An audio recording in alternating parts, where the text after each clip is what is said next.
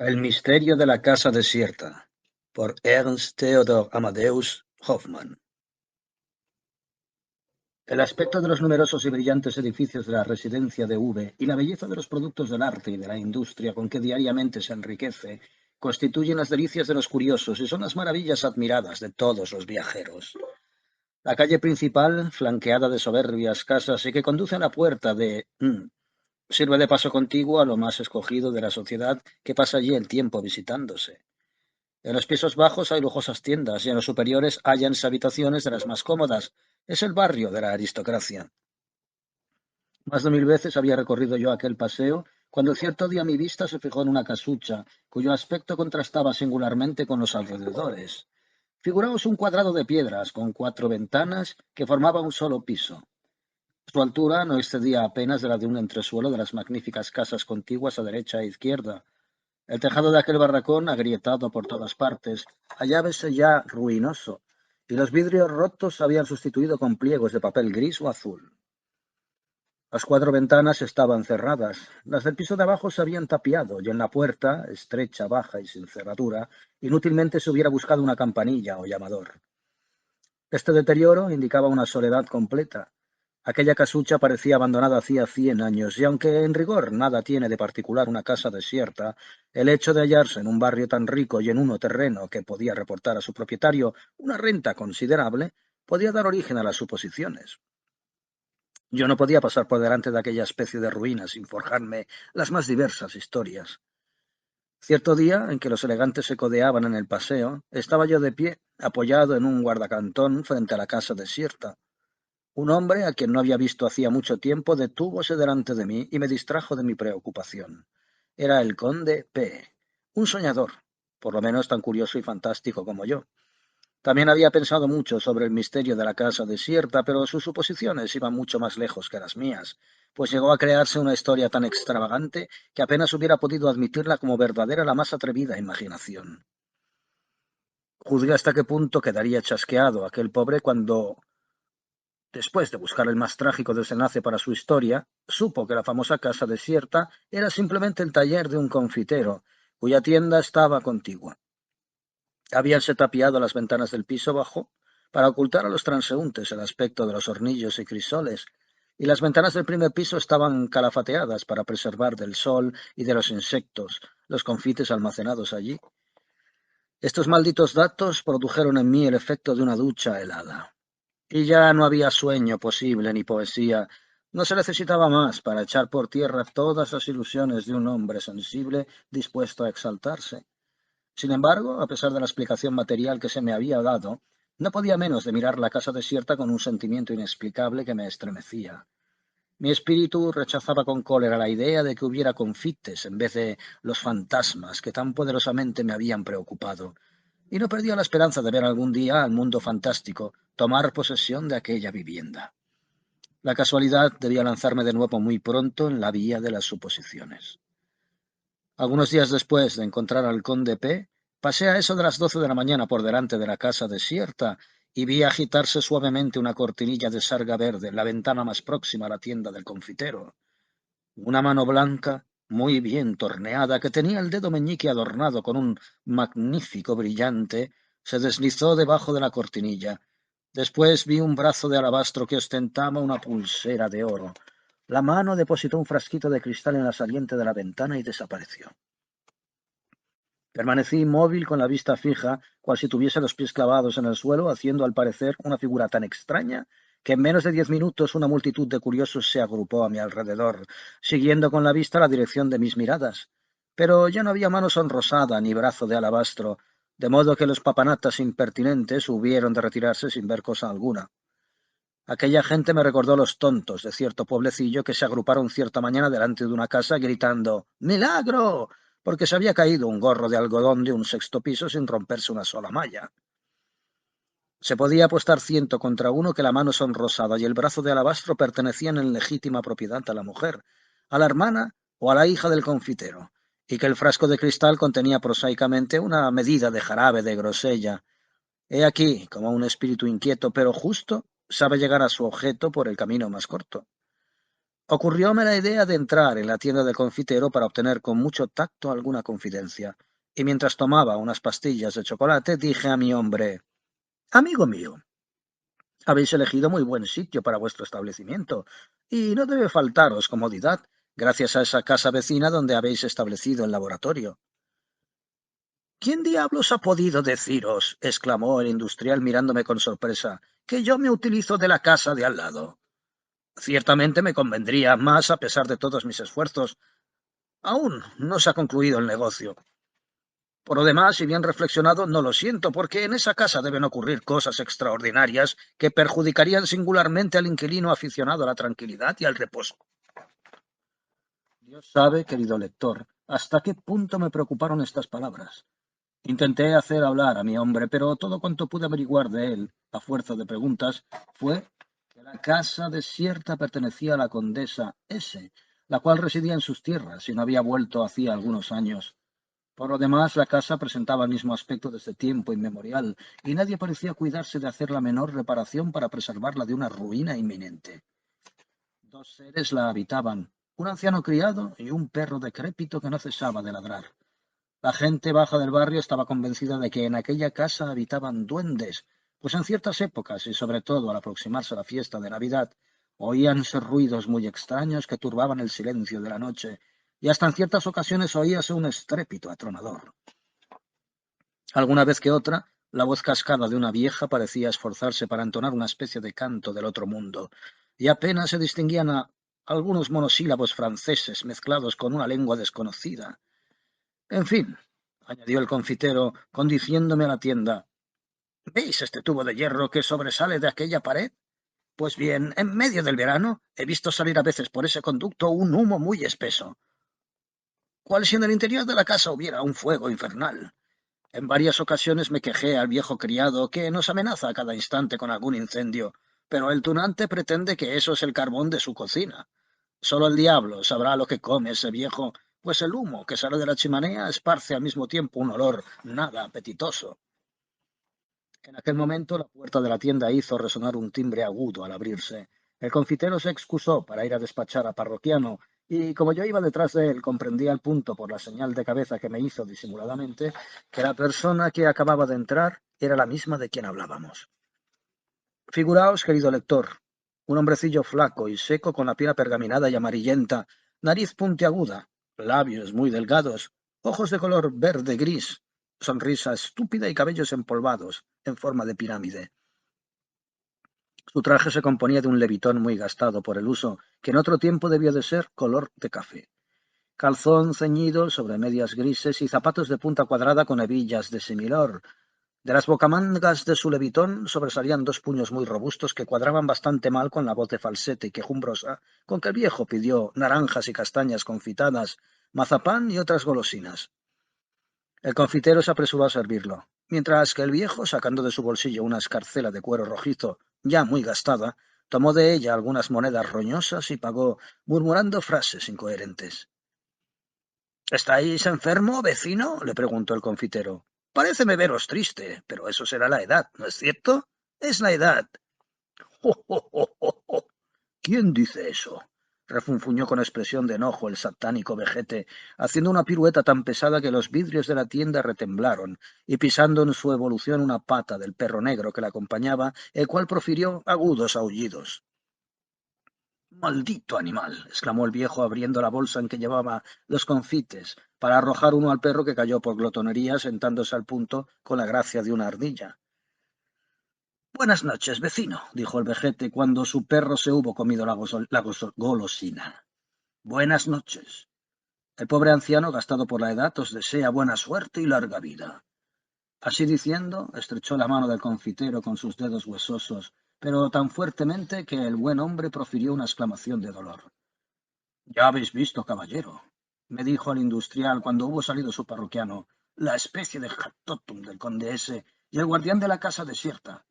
Algunas veces me he quejado del ruido que hacía por anoche, pero a todo me responde que espera a la familia de su señor hace tantos años, que es de creer que no vendrá nunca. No sé nada más.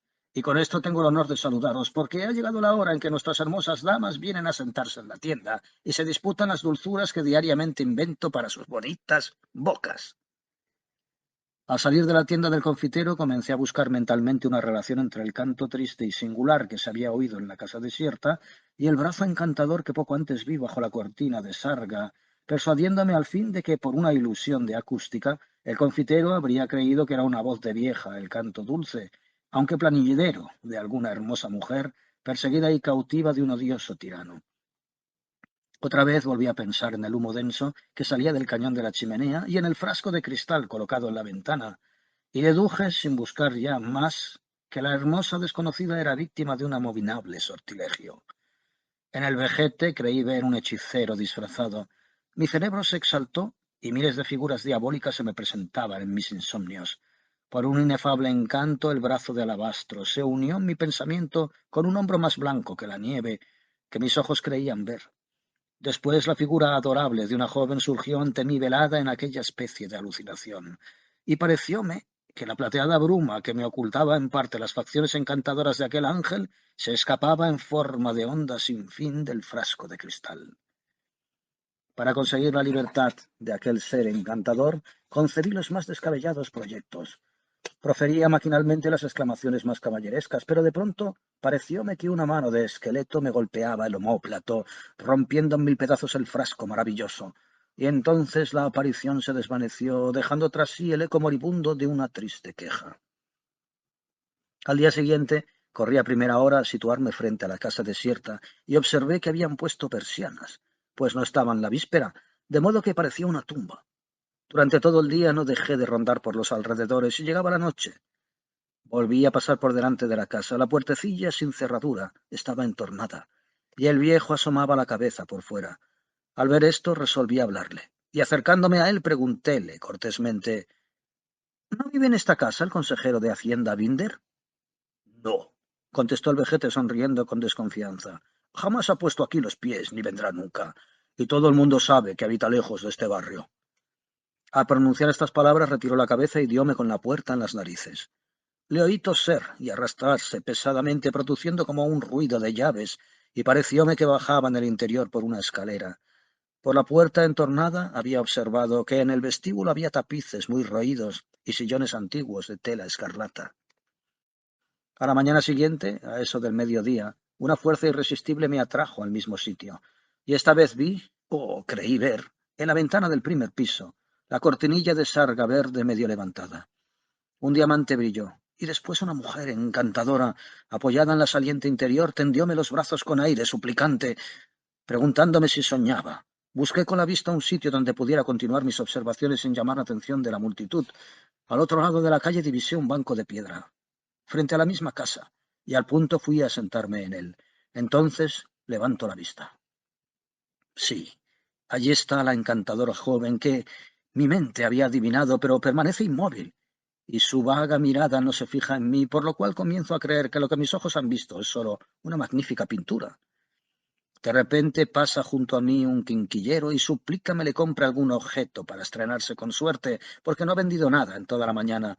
Al pronto le rechazo con dureza, pero insiste y expone a mi vista todos sus objetos, ofreciéndome un espejito de bolsillo que coloca a cierta distancia de mis ojos, lo cual me permite ver con mucha claridad la ventana de la casa desierta y la angelical figura de la joven.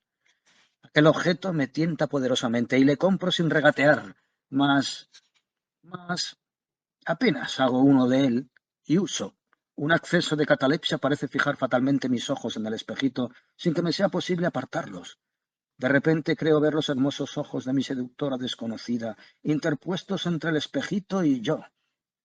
Un sentimiento de ternura inefable hace palpitar mi corazón. Tenéis un precioso espejito, me dice de pronto una voz junto a mí. Despiértome como de un sueño, y no es poca mi sorpresa al verme rodeado de un círculo de personas que no conocía y que sonríen con expresión equívoca, cual si mirasen a un loco. Tenéis un espejo maravilloso, repite la misma voz, pero ¿podría saberse qué preocupa tanto vuestra atención? ¿Estáis acaso en relaciones con los espíritus? El individuo que me dirigía esta pregunta me pareció una persona formal. Vestía con elegante sencillez, y la dulce expresión de su semblante inspiraba confianza. No pude menos de confesarle sin rodeos lo que experimentaba y preguntéle si no había observado también aquella admirable figura. A fe mía, caballero, contestó, creo tener ojos bastante buenos, y Dios quiera que no necesite las antiparras hasta de aquí a muchos años. He visto la figura de que habláis, pero creo que es un retrato al óleo, pintado por un excelente artista. Me apresuré a mirar de nuevo, pero ya habían corrido la cortinilla. Ved, caballero, añadió mi interlocutor, el anciano criado del conde S., dueño de esa casucha, acaba de descolgar el retrato para limpiar el polvo, y ha vuelto a cerrar la ventana. ¿Estáis seguro? Pregunté con aire consternado. Tan cierto como que estoy vivo. Mirando el objeto en el espejito, una ilusión óptica os ha engañado, y lo mismo me hubiera sucedido a mí a vuestra edad con tan ardiente imaginación. Pero yo he visto mover la mano y el brazo, exclamé de nuevo, presa de un asombro difícil de describir. No digo lo contrario, replicó mi interlocutor sonriendo con irónica cortesía, y dando media vuelta alejóse diciendo, desconfiad de los espejos, que el diablo fabrica. Pasadlo bien. Ya comprenderéis, querido lector, cuánto debí sufrir al verme tratado como un visionario imbécil. Poseído de cólera y avergonzado, corría a encerrarme en mi casa, bien resuelto a no ocuparme más de la casa desierta. Algunos asuntos que debía arreglar me ocuparon varios días, contribuyendo no poco a calmar mi cerebro. Por las noches, sin embargo, experimentaba sobreexcitaciones calenturientas, pero pude resistir sin dificultad. Había vuelto a servirme del espejito causa de mi alucinación, y cierta mañana, al cogerlo para ponerle mi tocador, parecióme que el cristal estaba empañado. Soplé la luna, pasé sobre ella un paño y me miré. Oh, aún me estremezco al recordarlo. En vez de mis facciones vi las de la misteriosa desconocida de la casa desierta. Sus ojos estaban llenos de lágrimas y fijábanse en mí con una expresión más dolorida aún que la primera vez. La sensación que experimenté fue tan violenta que los días siguientes no hice más que pasar y repasar por delante de la casa desierta. La imagen de la hermosa joven se me representaba en todos mis pensamientos. Solo vivía para el fantasma, y parecióme que entre mí y aquel ser de naturaleza desconocida se establecían relaciones físicas, aunque invisibles. Poco a poco caí en un estado de languidez que minaba los órganos de mi vida. Era una mezcla de dolor y de voluptuosidad que me debilitaba, y no podía oponer resistencia alguna a aquella influencia sobrenatural. Temiendo perder el juicio y sin tener apenas fuerza para andar, fui a ver a un médico célebre que se ocupaba especialmente del tratamiento preventivo de las dolencias mentales. Le referí todo cuanto me pasaba hacía algún tiempo y supliquéle que no me abandonara en un estado peor que la muerte. Tranquilizaos, me dijo el doctor. Tenéis el espíritu enfermo, pero conocéis muy bien la causa de la perturbación, y esto es ya una condición favorable para curaros. Por lo pronto dejad aquí vuestro espejito.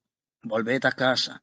Buscad alguna ocupación que absorba todas vuestras facultades, y después de haber trabajado animosamente, fatigad el cuerpo por algún largo paseo.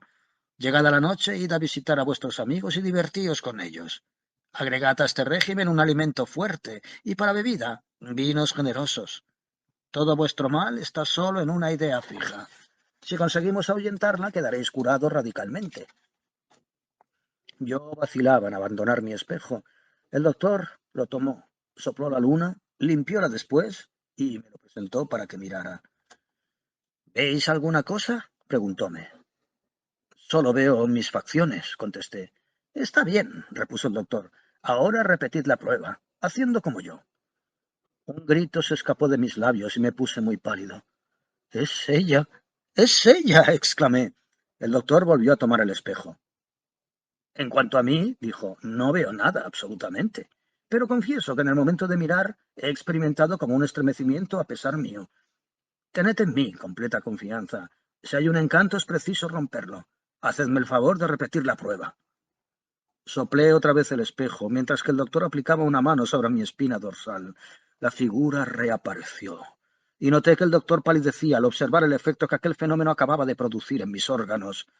Después cogió el espejo, encerrólo en una caja, me despidió repitiendo las instrucciones que antes me diera y díjome que un poco más tarde veríamos qué convenía hacer.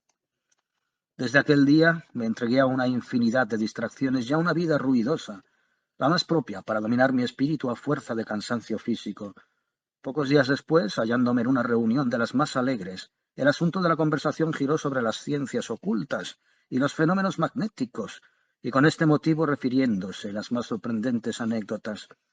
Se hizo mención de todas las particularidades observadas en los sueños, las alucinaciones y los éxtasis, y se preguntó muy seriamente si no sería posible que una voluntad que existiese fuera de nuestra vida ejerciera en ciertas condiciones una verdadera influencia en nuestras facultades sin el auxilio de ningún contacto material. Si admitiéramos semejante hipótesis, dijo uno de los que hablaban, esto nos conduciría a reconocer como verdades las brujerías y los hechizos de la Edad Media y todas las supersticiones de que hace largo tiempo dio buena cuenta una filosofía ilustrada por los progresos de las ciencias. Pero, replicó a su vez un joven médico, ¿podrán la sabiduría y la filosofía ilustrada negar las existencias de los hechos comprobados? ¿No tiene la naturaleza misterios que a nuestros débiles órganos está prohibido sondear y comprender? Así como un ciego reconoce por el rozamiento de las hojas, por el murmullo de un manantial, la inmediación de un bosque o de un arroyo, ¿no podemos nosotros presentir algunas cosas de la existencia por la comunicación invisible de ciertos espíritus con el nuestro? Al oír estas palabras tomé parte en la discusión. ¿Admitís, pues, pregunté al joven médico, la existencia de un principio inmaterial dotado de una fuerza que en ciertas condiciones no podría nuestra voluntad rechazar? Sí, contestó. Es un hecho probado por las observaciones de hombres muy formales que profundizaron el estudio del magnetismo. En tal caso, repliqué, también es necesario reconocer como posible la existencia de seres maléficos o demonios dotados de una naturaleza superior a la nuestra. Eso sería ir demasiado lejos, repuso el médico sonriendo. Yo no creo en los poseídos.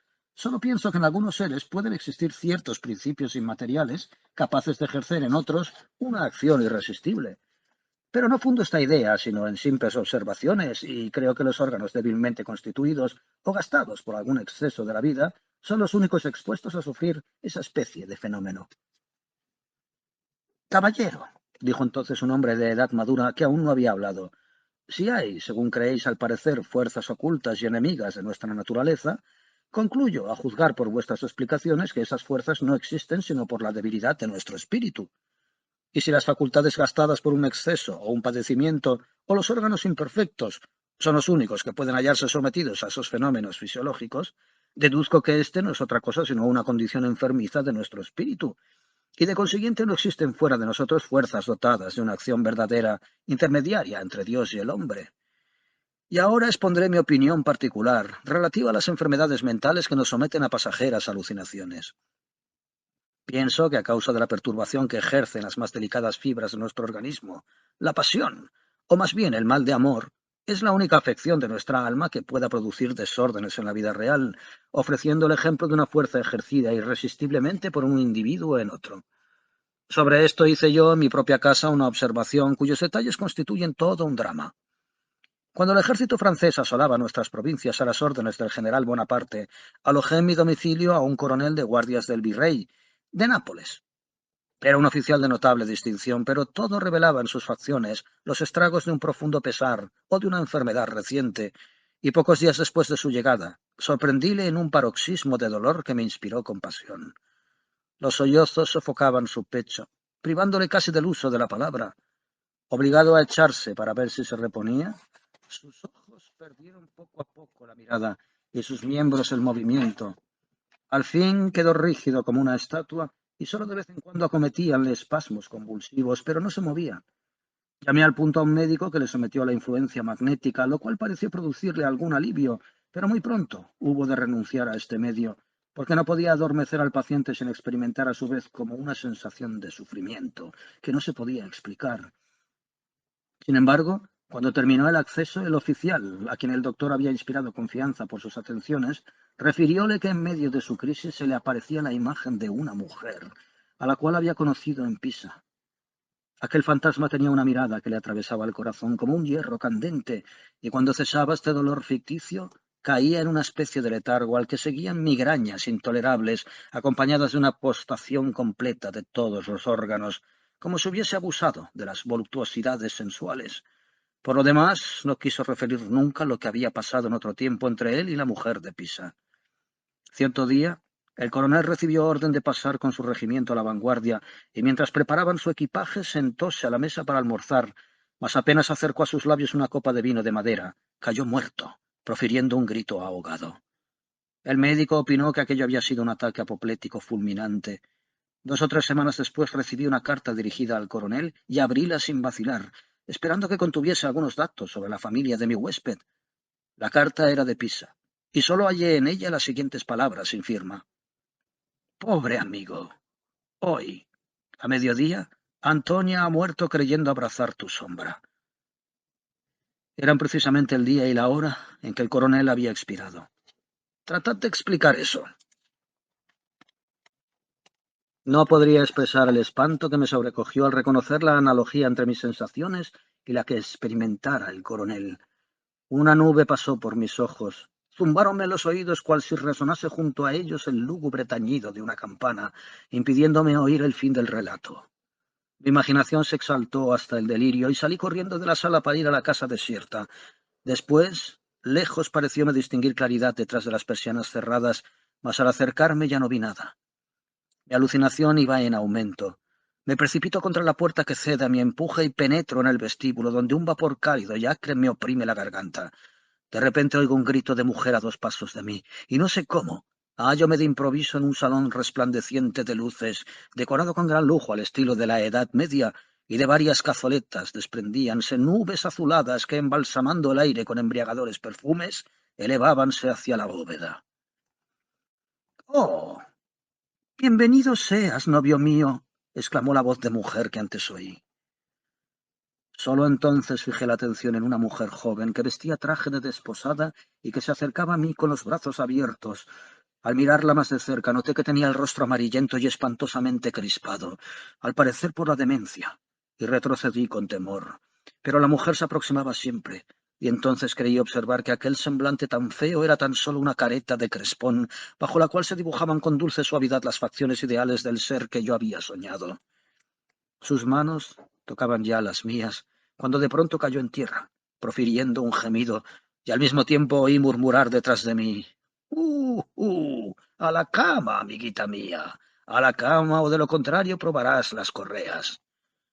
Al volver la cabeza vi delante de mí al hombre del levitón de color de café que agitaba en la mano unas correas, haciendo ademán de administrar un correctivo a la pobre mujer tendida en el suelo.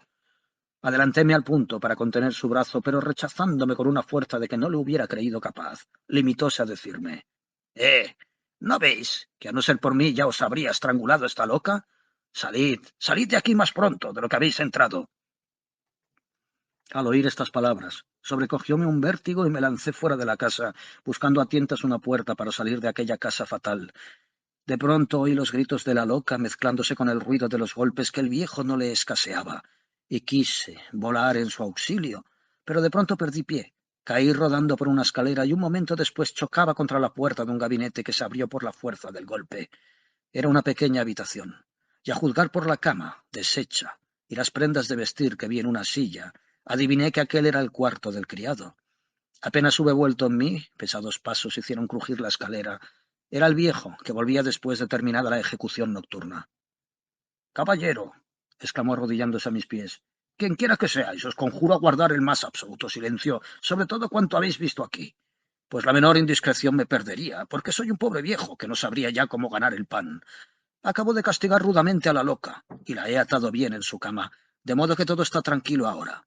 Id a descansar, buen caballero, dormid en paz, y olvidad, sobre todo, cuanto habéis visto esta noche». Al decir esto, el vejete cogió una luz, invitóme a pasar delante, hízome subir a pie la escalera que había bajado de cabeza y condújome a la puerta de salida, la cual cerró corriendo los cerrojos.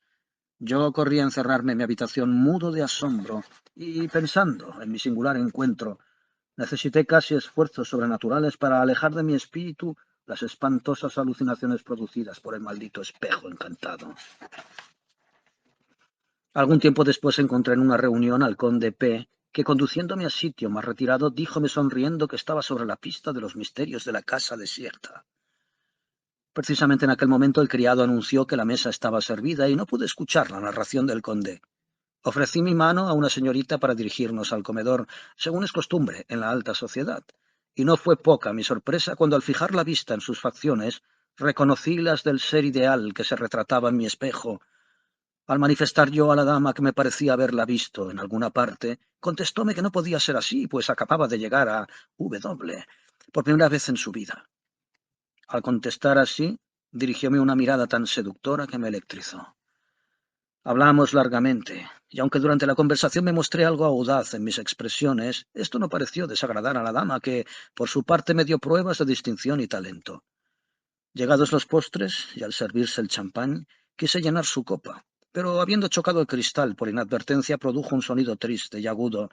En el mismo momento observé que la frente de la linda dama se cubría de una palidez mortal, y parecióme que acababa de oír la voz de falsete de la misteriosa anciana de la casa desierta. En el transcurso de la noche busqué ocasión de reunirme con el conde P., por quien supe que la seductora joven con quien había hablado era la condesa Edwin de S., cuya tía estaba encerrada como loca en la casa desierta. Aquel día mismo, madre e hija habían visitado a la infeliz reclusa, y como el viejo criado se sintiera indispuesto de repente, las dos damas hubieron de comunicar su triste secreto al doctor K., quien debía encargarse de la curación de la pobre demente. En aquel momento el doctor, que pasaba junto a nosotros y a quien yo había consultado sobre los remedios para combatir mis alucinaciones, detúvose para informarse de mi salud, lo cual me proporcionó ocasión de obtener algunos detalles acerca de la historia de la mujer cautiva en la casa desierta. Angélica, condesa de Z, dijo el doctor, hallábase a los 30 años en el apogeo de su hermosura, cuando el conde de S., bastante más joven, se enamoró de ella perdidamente y no perdonó medio para que se le admitiera en la familia, pero en un viaje que hizo al castillo de Z, a fin de pedir la mano de la que le había inspirado tan ardiente pasión, vio a Gabriela, hermana de Angélica. Este incidente trastornó todas sus sensaciones, cambiando súbitamente sus proyectos.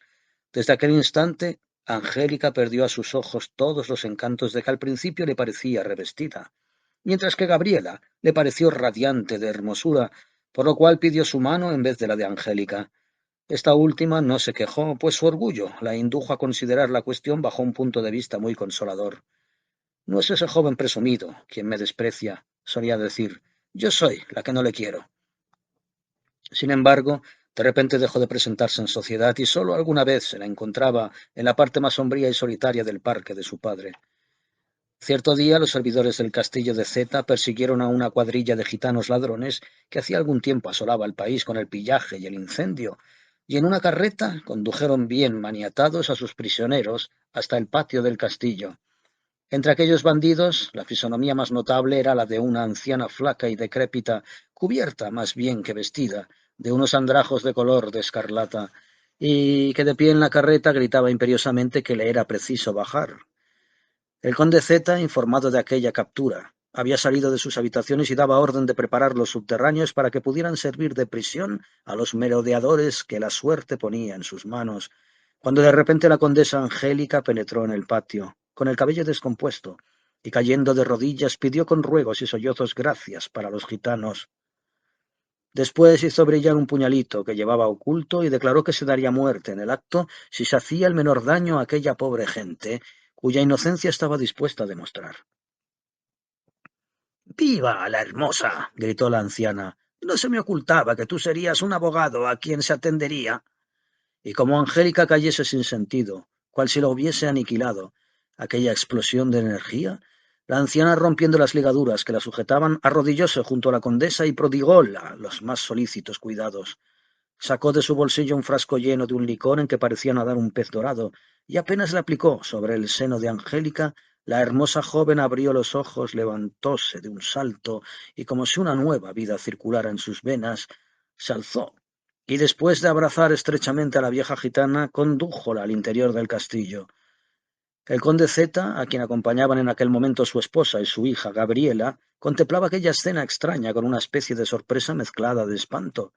Los gitanos, que se habían mantenido impasibles, fueron conducidos a los subterráneos. Al día siguiente, reunióse el Consejo de Justicia, se hizo comparecer a los prisioneros y sometióseles a un severo interrogatorio. El conde Z declaró después en alta voz que los reconocía inocentes de todos los actos de vandalismo cometidos en sus tierras. Dejóseles en libertad y se les dio pasaporte para que continuaran su viaje. En cuanto a la vieja de los andrajos de color de escarlata, había desaparecido sin que se pudiera saber en qué dirección. Cada cual hizo sus reflexiones y no pocas hipótesis sobre la conducta del conde de Z. Decíase que el jefe de los gitanos había tenido una larga conferencia nocturna con el noble señor, en la cual ambos se hicieron revelaciones extraordinarias. Sin embargo, acercábase el momento de celebrarse el matrimonio de Gabriela.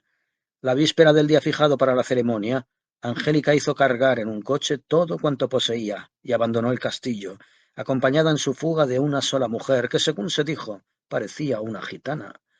Para evitar un escándalo, el conde Z explicó el incidente con un motivo plausible, anunciando que su hija, afligida por un casamiento que excitaba sus celos, había solicitado la donación de una casita situada en W, declarando que deseaba retirarse allí para terminar sus días en el aislamiento más absoluto.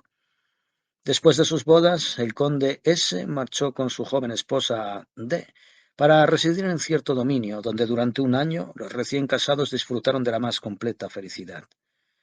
De repente la salud del conde se alteró sin que se pudiese admirar ni adivinar la causa.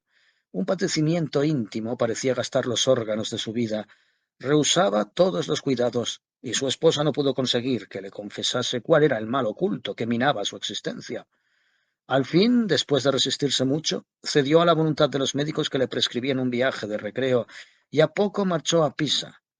Gabriela, que estaba en el último mes de su embarazo, no pudo seguirle en aquella excursión, y la niña que dio a luz desapareció poco tiempo después de nacer, sin que se pudiera sospechar quién sería el autor o autora del rapto. La aflicción de la madre contrastaba y contristaba a todos, cuando, para mayor desgracia, llegó un mensajero del conde de Z, en que se anunciaba que el conde S, en vez de hallarse en Pisa, acababa de morir en W, en la casita solitaria donde Angélica se había retirado. Esta última era presa de una locura espantosa que los médicos no podían combatir. La pobre Gabriela volvió a reunirse con su padre. Cierta noche, que reflexionaba tristemente sobre la doble pérdida de su esposo y de su niña, parecióle oír sollozos, y después de escuchar atentamente, reconoció que aquel ligero rumor provenía de una habitación inmediata a la alcoba. Levántase al punto, inquieta coge la lamparilla y abre con suavidad la puerta. ¿Qué ve? La gitana de los andrajos de color de escarlata está sentada en el suelo con la mirada fija y en sus brazos agítase una criatura que llora. Rara vez el instinto maternal engaña a las mujeres. La condesa Gabriela ha reconocido al punto a su hija. Precipítase sobre la vieja y arráncale de los brazos el inocente ser. La gitana quiere resistir, pero aquella violencia acaba de agotar sus fuerzas y vuelve a caer pesadamente para no levantarse más. La condesa profiere gritos de espanto. Los criados y toda la gente del castillo llegan momentos después, pero solo ven ya un cadáver en tierra. El conde de Z se traslada a la casita de W para interrogar a Angélica sobre la niña perdida y encontrada. En presencia de su padre, la pobre loca parece recobrar un poco de lucidez, pero muy pronto el mal ejerce su funesto dominio. Angélica comienza a divagar. Sus facciones se descomponen y adquieren una odiosa semejanza con las de la gitana difunta. Llora y solloza, y con roncos y frenéticos acentos insta a los presentes a dejarla sola.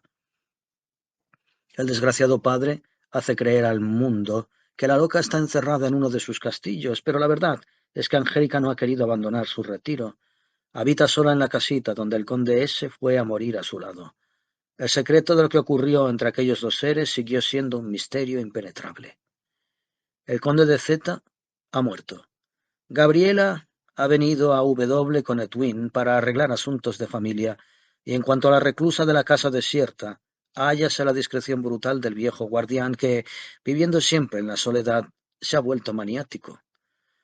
El doctor K terminó su relato diciendo que mi imprevista presencia en la casa desierta había provocado en los sentidos embotados de Angélica una crisis cuyo resultado podría restablecer el equilibrio de sus facultades.